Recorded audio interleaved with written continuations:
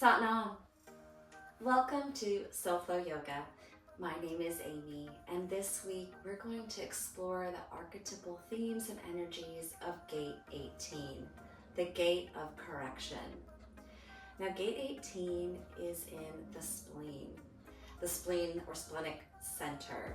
This center is the oldest awareness center that we have in our bodies, and it is an awareness for survival. So it's an instinctive awareness to survive, right? To survive as an individual, to survive in your clan or tribe if we're thinking it back into like prehistoric times. But we still carry this energy, this fear energy. Let me back up a second. So the energy that runs in this spleen is the root of fear. And it's fear that's used as fuel to keep us safe, to keep us surviving, if you will, instead of being eaten by a T-Rex or whatever, right? I don't even know if those two timelines work together, but that's not the point. I'm just trying to paint a picture here. So fast forward, here we are. We still carry this fear within our bodies, within the splenic system center. And this center also has to do with our immune system. So once again, it's a survival for the immune system as well. So it's sort of on these multi-levels. It's definitely personal, but it is energy that's meant for the collective. So we feel it viscerally in our bodies, instinctively. It's like a very much in the now feeling and sensation, like a knowing, this sort of instinctive knowing that recognizes patterns that are either correct or incorrect. So another example would be if I'm cave woman and we're walking along a path, and it's a path that we've walked along, many, many times, and it feels very safe. It's where we get our water supply. And one day I noticed something isn't quite right with the path, and it instinctively tells me that we should not continue because something dangerous is on the other side. And so I steer my children or whatever, my clan, away from that path that we've always gone down to get our water, right? So this is how this energy has been used, and it's still meant to be used in this way, right? So in that example, I'm not correcting the other people that are walking along the path because I feel like they aren't doing it right. I'm correcting the pattern that we've always done because I fear that if we continue, something dangerous will happen to us. So it's really important in some ways to listen to those inner instinctive knowings that say, this isn't correct, we shouldn't be doing this anymore. But there's a fine line between that and being so fearful that we don't leave the house, or we don't, or we're so fearful that we're afraid to even share our instinctive knowing with others because we're afraid of being judged. So, fear is a really tricky one, right? So, because fear is a natural thing. It's like it's sort of in us. It's always going to be there. It's meant to keep us safe. But we've sort of muddied it over the years because clearly we're not worried about T-Rex anymore. Now we're worried about other things that aren't really, if I come on here, if I'm so worried about showing up on YouTube to share something that I don't ever show up, that's not serving anybody. It's not serving me, it's not serving you. My dreams and desires are never going to be realized. And if I'm talking about, showing up and not being afraid to show up, but I don't fully show up, then I'm not really showing up in my integrity, right? So all of this is sort of wrapped around together in one big, beautiful package around this gate. So what do we need to be aware of in this gate and how can we transcend and transmute this sort of low frequency fear into the gift of standing in our power and in our integrity and being of service to the collective because we see a pattern that needs to be corrected. We see something that's not quite right that could be done better. So sometimes this gate, if you have this gate in your chart, whether it's in a defined center or not defined, it's activated, or if you don't have it at all but you know someone who has it, this energy can come across as very critical, very judgmental, right? So we can be seen as people who are very judgmental, right? Our eye is always seeing something that can be fixed, something that can be improved upon, something that can be better. We can be people who are constantly judging ourselves and feeling like we're not good enough, and so we need to constantly improve ourselves. Maybe we're constantly like signing up for self-improvement courses or constantly reading self-improvement books, right? We're always on this journey to be better. Now, I have this gate activated in my chart, and I can see myself, and I can look back and see times and places in my life where I was constantly self-judging, like judging myself. And often when we're judging the world outside of us, that's just a reflection of how we're judging ourselves internally as well. And so how we can sort of separate ourselves from that heaviness and that low frequency energy of self-judgment and then judging the world around us, like people who are very gossipy and complaining, and we worry about our health and we worry about our wealth, that's the kind of energy I'm talking about, and that's really low level energy. And it's not serving anybody, and it's sort of this self-fulfilling prophecy, and what you really want is to have this really abundant life that feels very free, and at the same time, when you're complaining and you're gossiping and worrying about all of these things, health and wealth, you're locking yourself into this low vibrational frequency where you continue to have like no wealth and low health.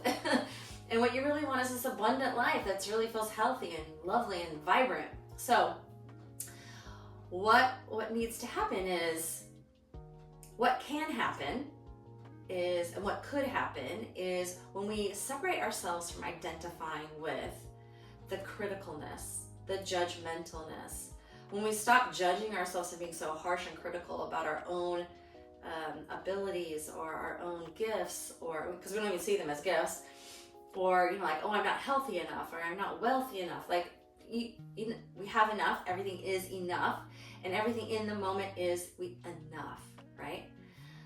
Sure, maybe we would like more. Maybe the world tells us like more is better, but maybe more isn't better, because that constant striving and trying to be better, and you're like, oh, I could do this better and I could do that better, blah, blah, blah. It like drives you crazy. And I speak from personal experience.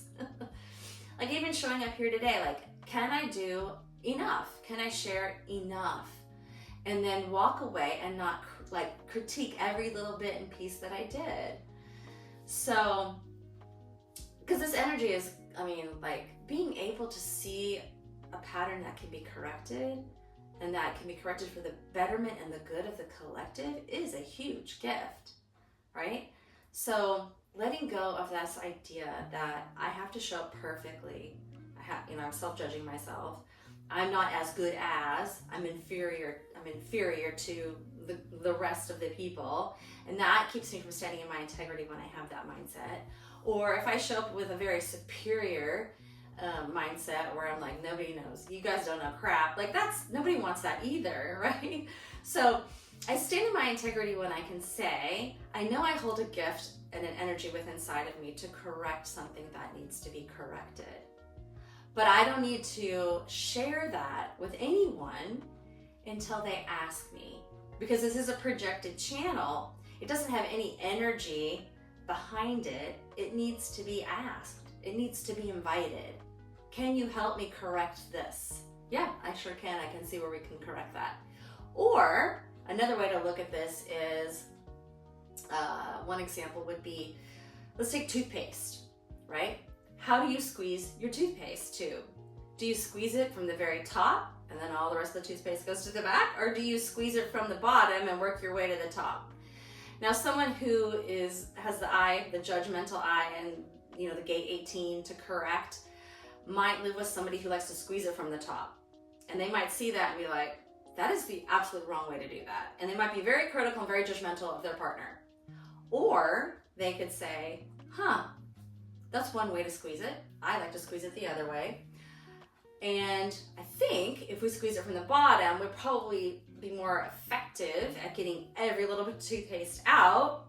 And I'm thinking that maybe one of those things that you put at the end of the toothpaste, I don't know what they're called, you put at the end of the toothpaste and you roll the toothpaste up. If I purchase one of those, that will help both of us. That helps the entire family use the toothpaste tube in a very effective way, in a very efficient way. I'm going to purchase one of those. You don't have to tell anyone that you're doing it. You're just doing it. And you're just like, hey, I got this thing. Let's try it out. You see?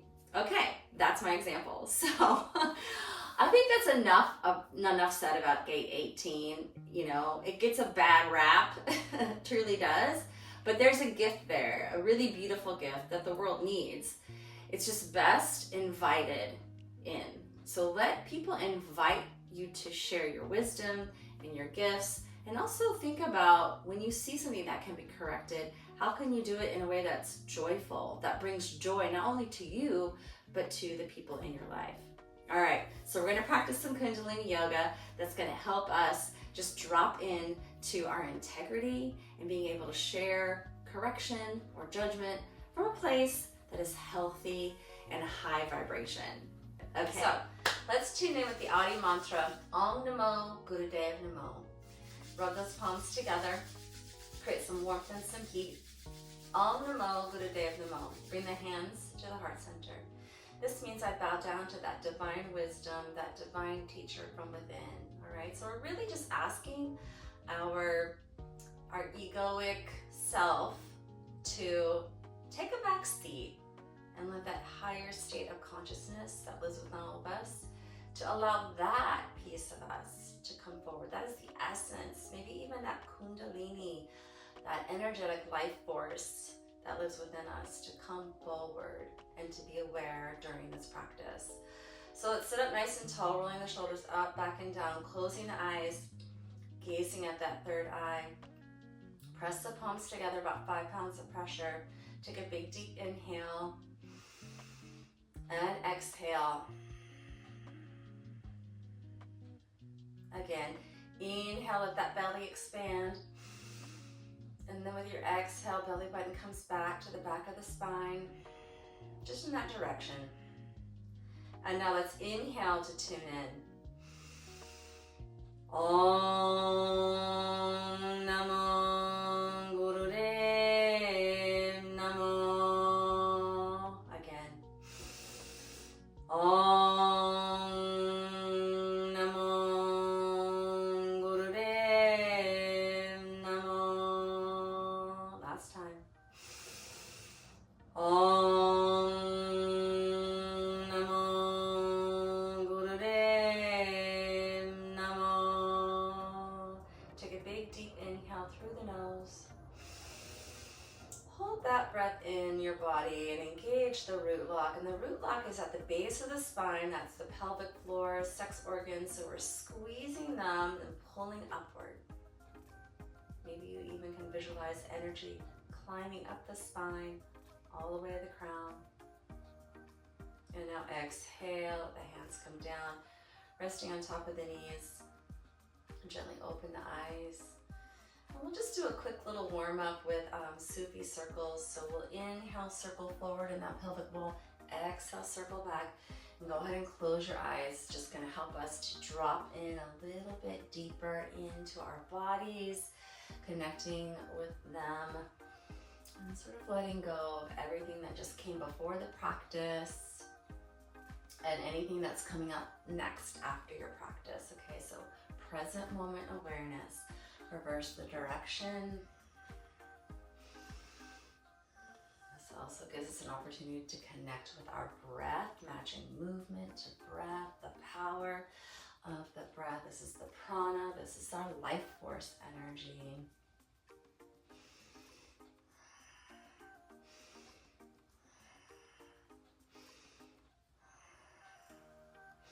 And then our next inhale, bring yourself back to center and exhale. Great job. Now we're going to bring ourselves onto the floor and we're going to be lying on our right side of our bodies. So if for any reason you need some additional support lying on the floor, no problem to place a pillow anywhere along the side, that side of your body. So we're just going to take that right hand and allow our head to be cradled by that. Straighten the left leg here. You can point or flex. And then we're going to bring that right leg, we're laying on the right side. So we're going to bring the left leg up to 90 degrees. All right, once again, pointing or flexing.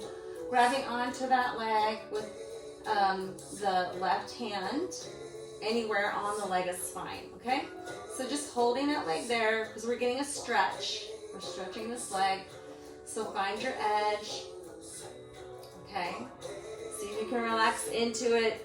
Try not to turn on your back. I can already sense myself turning onto my back. Staying on the right side, all right? Go ahead and close the eyes, and we're going to add some breath work here. So inhale through the nose, exhale through the mouth. Maybe even using ujjayi breath, allowing the breath to rub against the back of the throat to create that sound.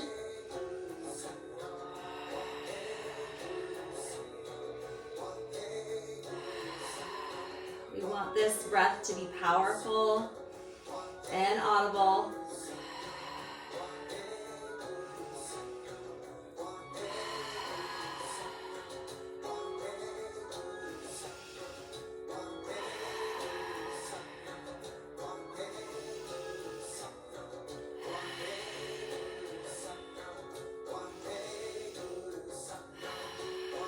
If you find you're wanting to fall forward or back, you can adjust that leg that's on the bottom, either forward or back, as long as you keep it straight.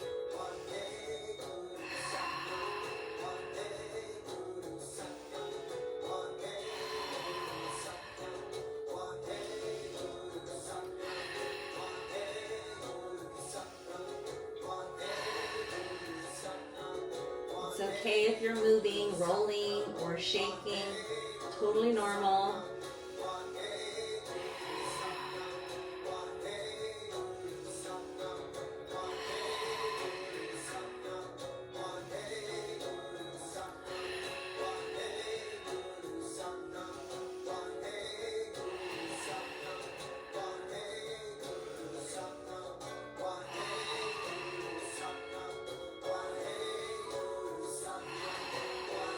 Take one more big inhale and exhale here.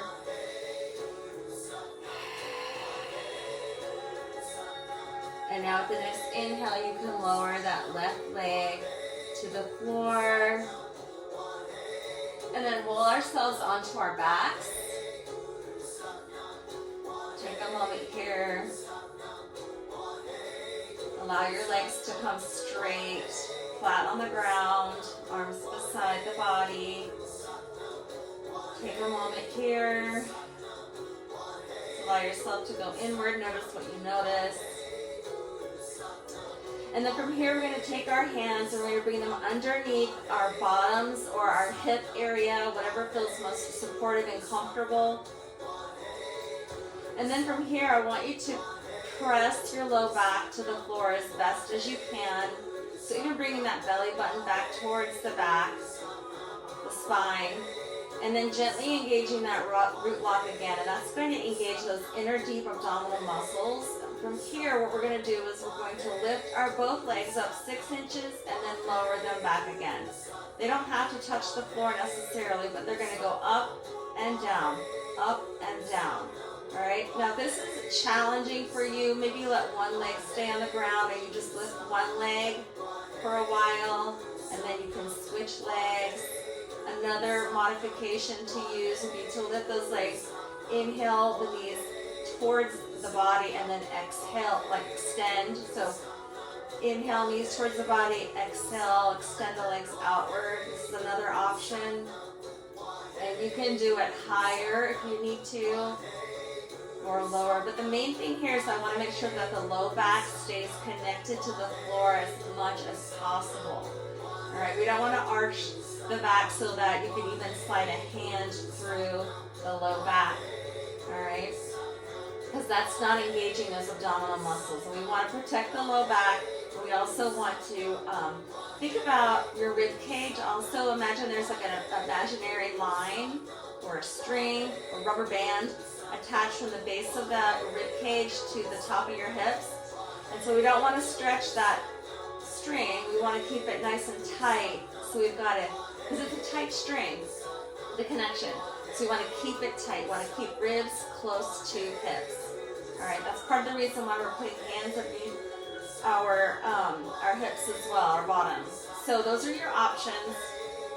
modifications for this. So what we're going to do, again, inhale, exhale, lift, lower, and then we're going to turn this breath work into breath of fire. All right, so that's a powerful breathing through the nose. And so we're going to be moving rather rapidly here too. So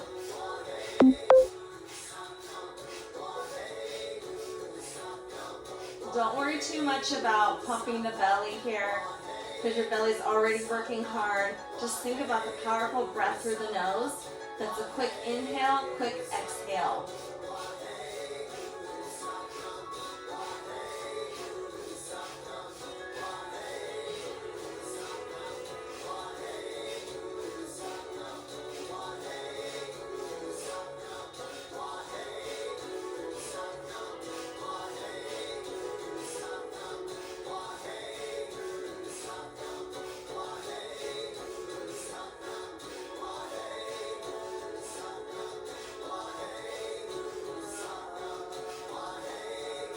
You feel like you're losing the tautness or tightness in the abdominals in the back, go ahead and lower one leg and just continue with one up and down. Still powerful breathing through the nose.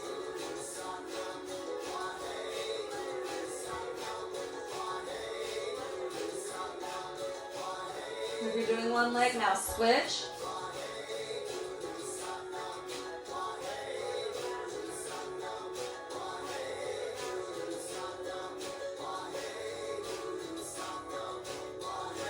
Take an inhale, lift both legs.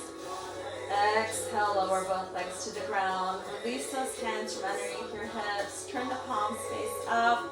Take a moment here.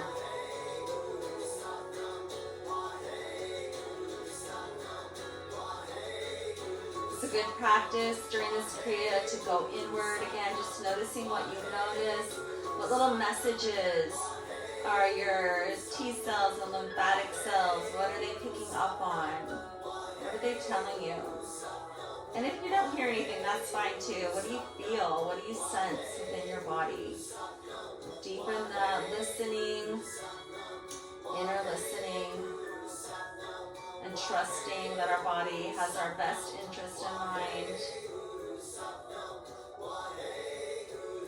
Okay, from here, bend those knees, bringing the feet flat to the floor. Now we're going to do a sit-up. And I like to do sit-ups with my arms. So, okay, we're going to take our arms over our heads. Again, trying to keep our rib cage still close to the hips. And maybe we're even like making sure that the low back stays on the floor. It's really important because to get up on our sit-up, what I want us to do is to definitely keep the low back connected to the floor, using this visual of your belly button. As we exhale, push the belly button back towards the spine. It's hard to do when you talk. And that pulls you up. You're sort of pushing your back into the floor as your belly button pushes back, and that helps push you, bring you up. Okay, so just, if you want to watch me for a moment, arms overhead. This is my inhale. I bring my hands to 90, and this is my moment to exhale. So bring that belly button back. So,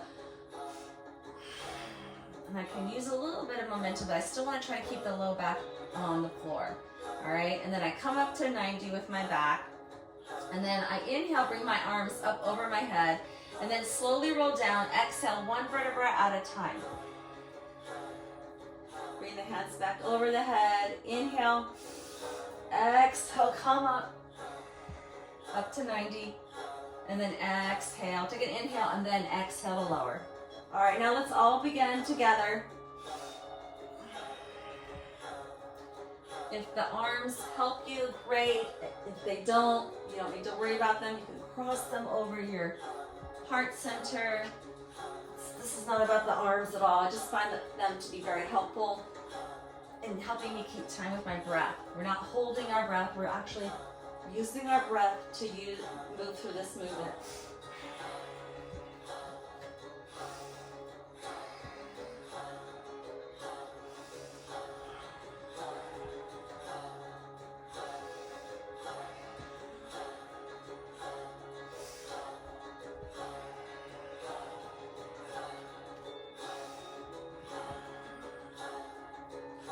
close your eyes and see if you can even find your instinctive, intuitive wisdom to help you move through this while still maintaining that low back connection, those deep inner abdominals, by bringing the belly button back towards the back every time you come up, exhaling. Always exhale as you come up and as you come down.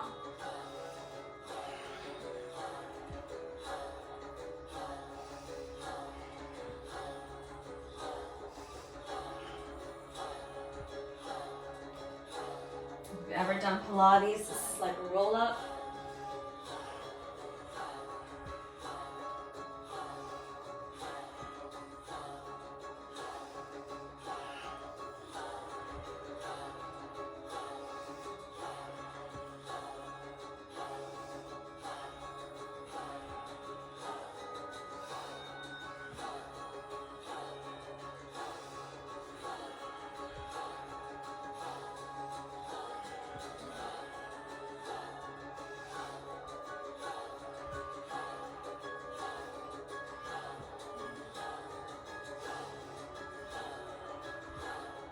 All right, we're going to do one more sit-up. Then roll yourself back down. Remember, one vertebra at a time. Bring those arms back down beside the body, palms face up. Take a moment.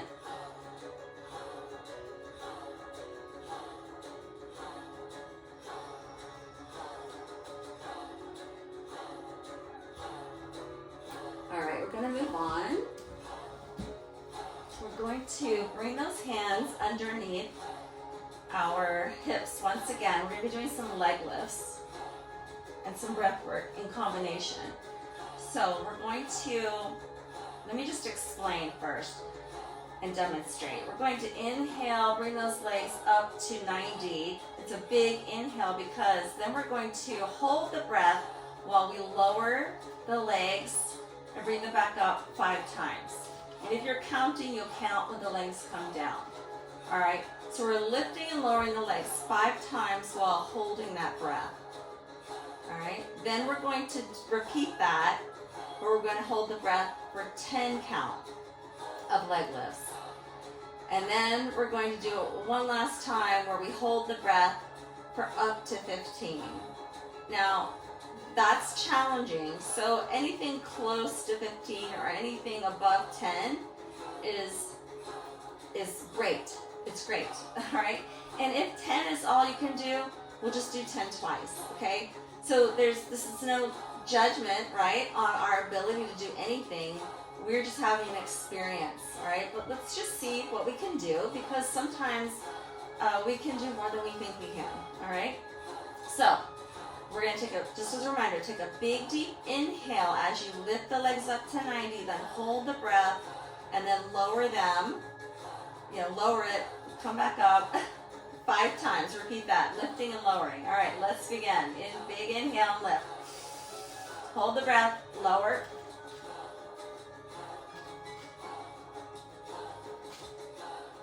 And that's 5 right there. Take a minute.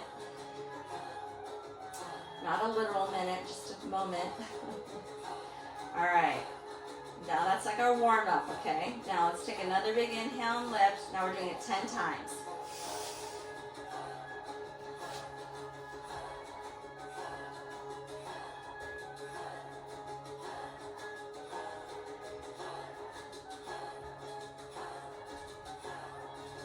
Once you hit 10, you can just relax for a moment.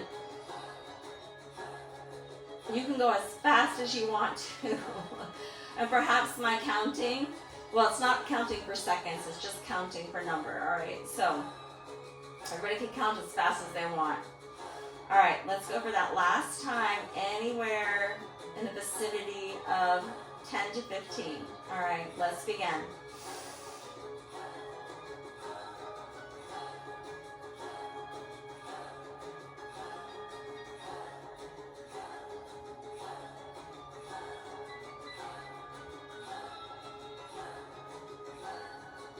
If you take a little sip of air, go ahead and take another sip of air.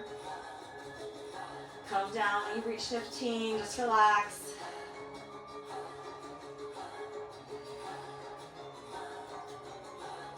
Release any need to control the breath. And again, just go inward to notice what you notice.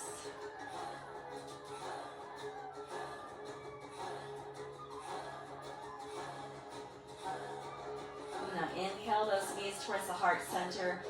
Both of them. Hold onto the shins with with your hands.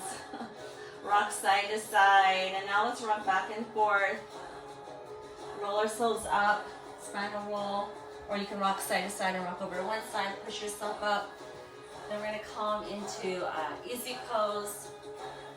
Of course, any of this easy pose stuff you can do in a chair. Getting on the floor is not in your wheelhouse. That's fine. You probably even do leg lifts from a chair. All right, we're going to do meditation. And we're going to do a meditation that's really powerful in a good way. Okay, it's all in a good way. So we're going to take our hands in Gyan Mudra. All right, and we're going to just let them rest on top of the knees, sitting up nice and tall. We're going to bring our eye gaze to the tip of the nose. All right, so at first when you come to the tip of the nose, if it hurts your eyes, you can just look in a different direction. You can close your eyes for a moment. But after a moment, a couple seconds, that sort of discomfort, it's not pain, it's discomfort, it will alleviate, it will go away. And you'll be able to just drop into this meditative state. So we're going to be chanting Har, Har, Har, Har, Har, Har, Hari. So chanting Har 6 times and then follow it by Hari, Hari. All right. So Har, H-A-R-E-E, Hari. So I want you to also visualize as you're chanting. I want you to visualize starting at the root chakra, working our way up to the crown. So each chakra, root chakra will be the first Har, sacral, solar plexus, heart, throat, third eye. That's 6. And then Hari will be the top of the head, the crown. And as you're chanting Hari and you're at the crown, you're visualizing here. Even though your eye gaze is at the tip of the nose, you can still visualize all of this. Imagine that Hari, which is like, just, I'll get to that next. Hari, let's imagine that like just coming out of the top of your head, you're opening yourself up, and that is going out into the ethers, the cosmos, the heavens, what have you, right? So we're connecting ourselves with source, with the God from within, whatever the universe, whatever it is that you hold as this guiding force that lives within you and outside of you, but is beyond all space and time, is nameless, is, there's no, like, it's not neither he nor she, it just is, all right? Woo, tangent. Okay, let's do a meditation, shall we? So we can easily follow along with this music right here by my teacher, Guru Singh. Again, sitting up nice and tall, gazing at the nose. Here we go.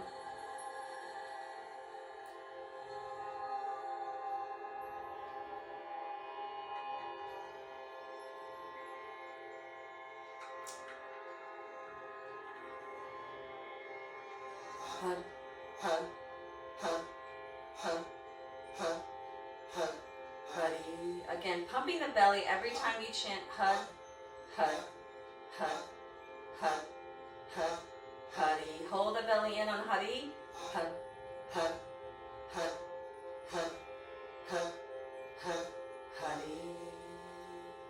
Hug, hug, hug, hug, hug, hug, Hari. Hug, hug, hug, hug, hug, hug, Hari. Hug, hug, hug, hug, hug, hug, Hari. Hug, hug, hug, hug, hug,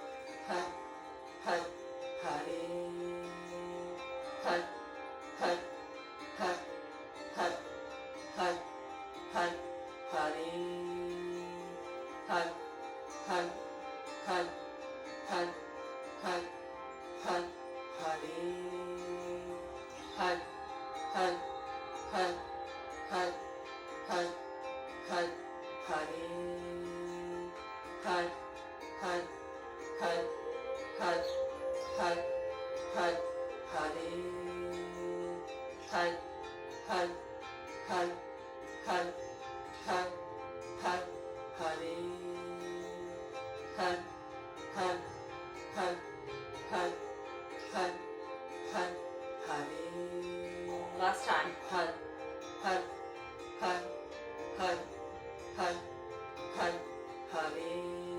Take a big inhale through the nose. Hold that breath in.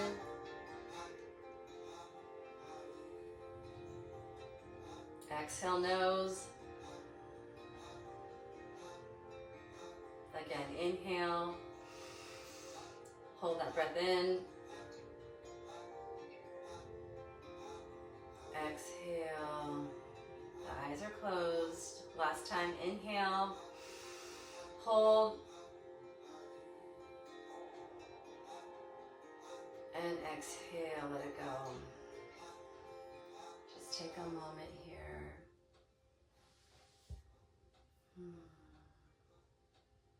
Allow yourself to go inward and just notice what you notice. Had is seed, hari is flow.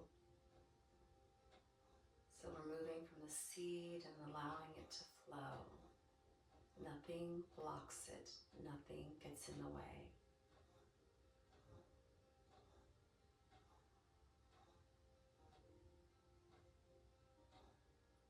All right, take a big deep inhale and exhale, gently open the eyes.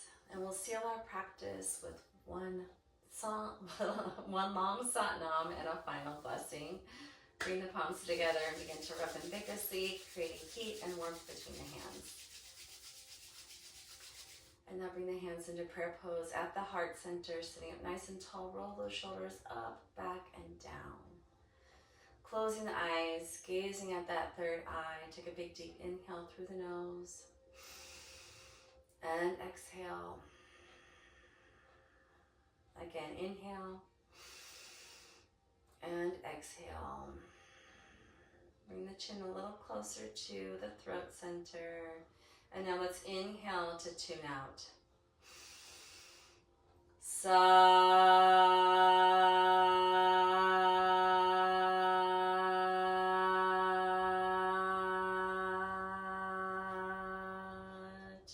Nam.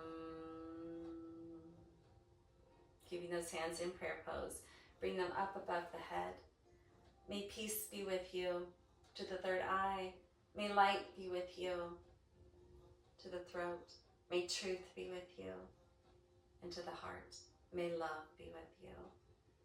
And now bring those hands apart to the ground in front of us as we say, may safety, security, prosperity, and grounding may be with you always. Bowing the head towards the floor. Coming up whenever you're ready. Sat Nam, thank you for being here.